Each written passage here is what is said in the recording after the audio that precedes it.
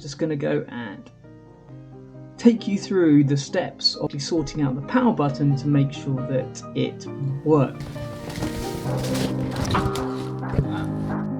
And that just rests in here. Okay.